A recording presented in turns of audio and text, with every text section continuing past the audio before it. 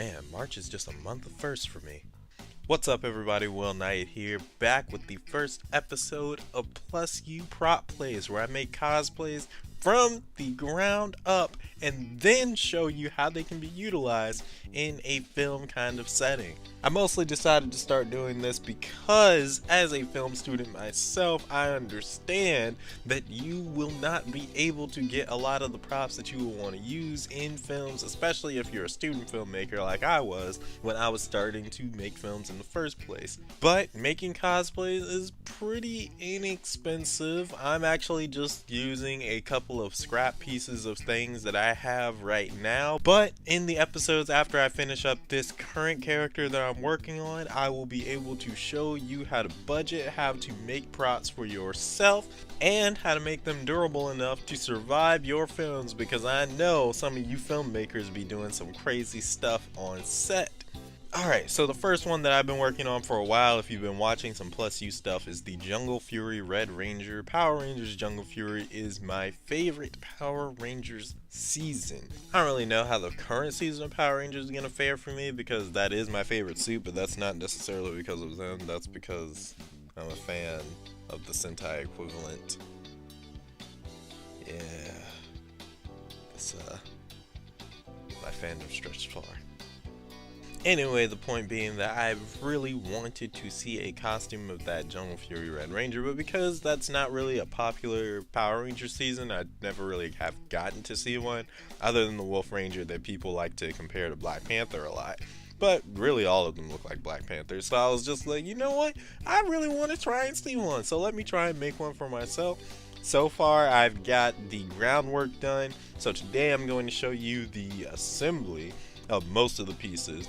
I'm really new to this, so I kind of forgot like different parts to record and stuff like that. But I'll show you what I've got so far, and yeah, let's cue the intro.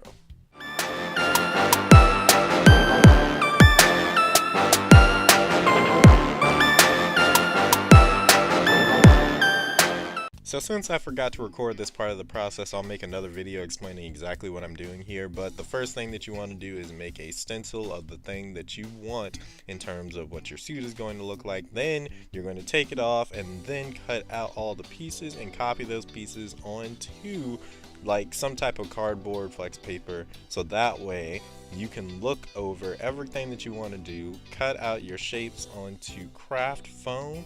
For the most part, you're going to want to use 5mm craft foam for your pieces, and if you use anything less than that, just know that it's a bit flimsier, so you might want to just use that for accents.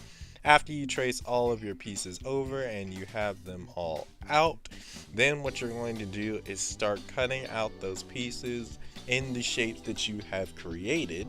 And you know, usually what people will try to use is an X-Acto knife or something like that, but you can also use just a basic pair of scissors if you want. An X-Acto knife is going to give you a better cut, but scissors will help you actually get a lot of stuff done faster.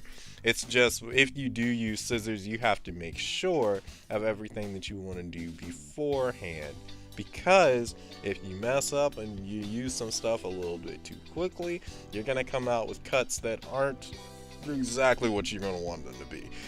Alright, so I've cut out quite a bit so far, and as you can see, there's still a bit to go. There's no particular order that I needed to do this in or anything. You're going to have to be careful because there are certain things that you have to do with an X-Acto knife. The chest pieces are one of those certain pieces because you're going to have to use undercuts. You don't necessarily have to, but it saves you from sanding later. After you get everything cut out, then you're going to start gluing things together. Now, I find it easier to use contact cement when putting the pieces together, and when I want something securely attached, then I use hot glue. The reason why I use the contact cement is because well, I'll get into that in like a later video as to why I use certain things over other things. Just know that when it comes to straps and everything, you're going to have to use hot glue because the contact cement won't bond to the fabrics as easily. And if it comes to just putting the foam together, the contact cement holds just a bit better than anything else. And I know you're probably thinking to yourself, man, you are not syncing up really well with what you're trying to show me right now. Well, the thing is, like I said, I'm missing parts of this video to explain. And the thing is that if I were to try and explain it, like, just straight up right now, you might get a little bit lost. So I'll be sure to record everything that I need to next time, but I just wanted to show you what the process looks like in general. This is like a little too fast and it's hard for me to like voice over while I'm talking about what I'm doing, because now my camera is like not actually doing the right thing. But hey, it doesn't look like that for you guys right now. What it looks like for you guys is I'm showing off this stuff as I have it right now. Now it's looking a little funky, I know, but there are ways that you can actually clean that up, and I will be sure to record that process, because at this point right now I think we got something here that I can utilize in the future. So I'm gonna show you what the helmet looks like so that you have a good reference, and yeah.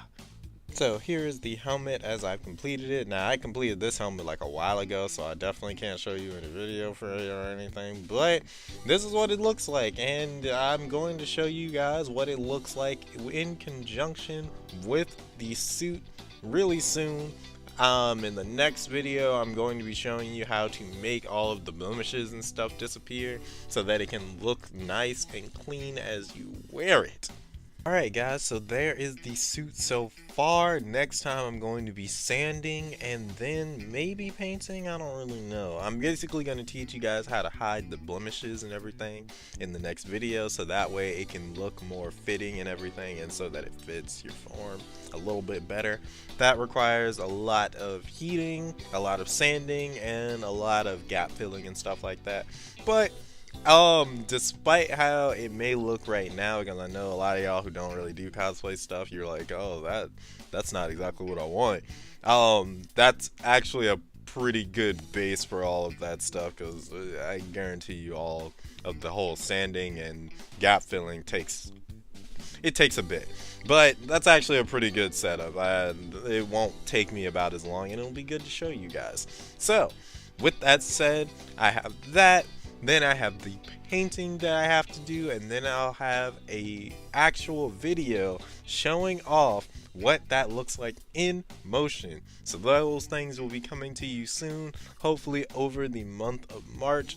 I can't necessarily guarantee that it will be like super early in March, just because you know there are time consuming things to do, but I think I should be able to get them to you in March, if not by the first week of April, which is like this time in April.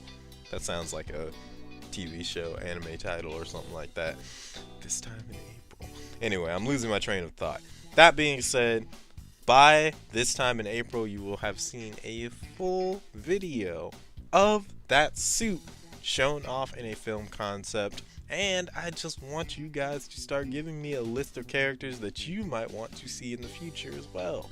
So go ahead, do that. Same rules apply. If you're a Patreon, well then you get first bill, and if you want first bill, become a Patreon. That's what can I say? Other than be brave, be bold, be you, and hopefully I will be in your future. Later.